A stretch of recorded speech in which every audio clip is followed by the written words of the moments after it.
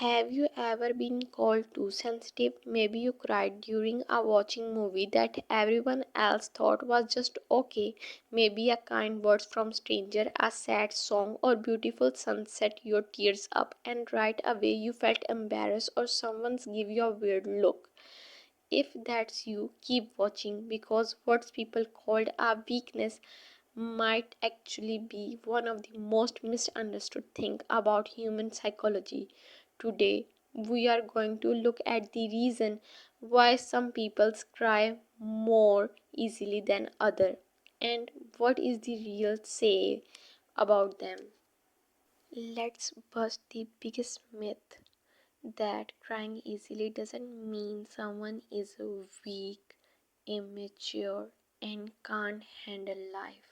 Psychologists describe people who cry easily as having high emotional permeability, means emotions, both their own and other people's, passing through them more intensely and more quickly. Their nerve system reacts faster to emotional stimuli. Research on something called sensory processing sensitivity studies extensively by psychologist Alan Arora suggests that about 15 to 20% of people are what called highly sensitive process or HSP. These individuals process sensory and emotional information more deeply than the average person. That depth of processing isn't malfunction, it's different operating system, one that pick up more signals, more nuances, more emotional details from the world around them. So, what happened with the brain when someone with a high emotional sensitivity, something moving, a touch scenes, an act of kindness, very frustration or injustice, the amygdala, the brain emotional alarm system, activate more strongly and more quickly than it does in others.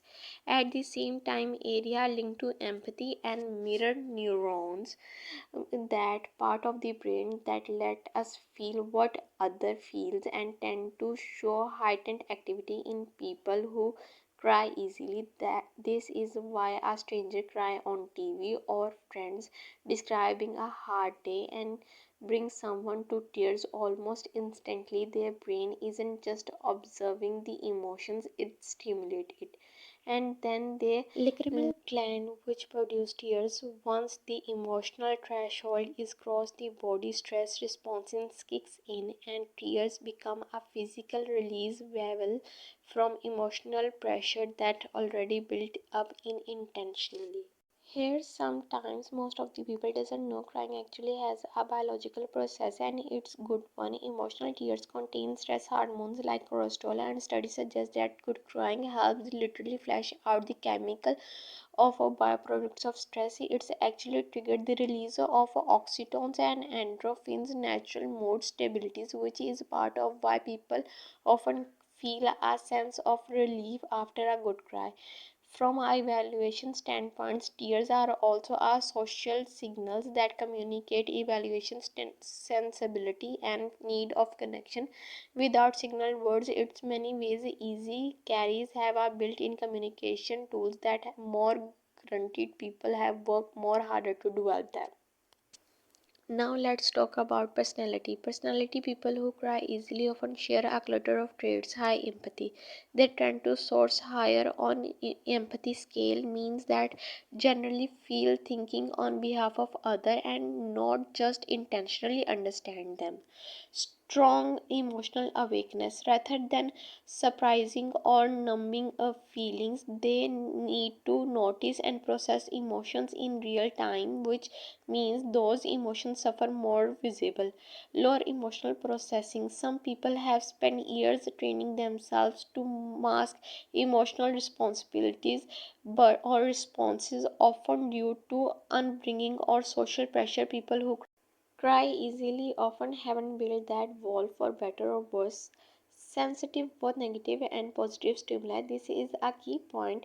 Easy crying doesn't just cry for sadness, pride, courage, guilty, aware, nostalgia, even sheer reveal can trigger tears. The emotional range tend to run on a high amplitude across the borders.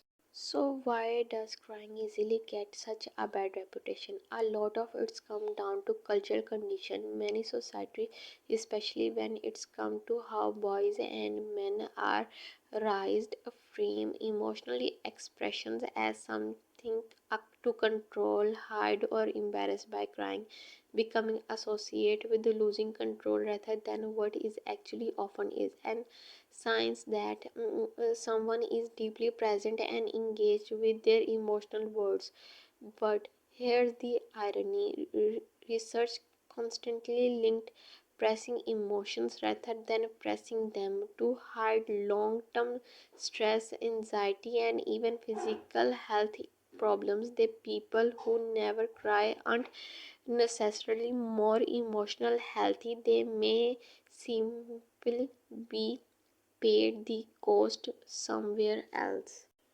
Now it's time to balance. There are cases where frequently or sudden increase in crime can be worth paying attention to. Significant changes in how someone cries, especially paired with low mood, hopeless, can sometimes be linked to things like depression, anxiety, hormonal change, or burnout. The key words there is change. If crying easily has simple being part of who you are, for as long as you remember that we are liking just your emotional temperament, not a red flag, but a sudden shift is worth check in, or ideally with a mental health for professional who can look at the full picture.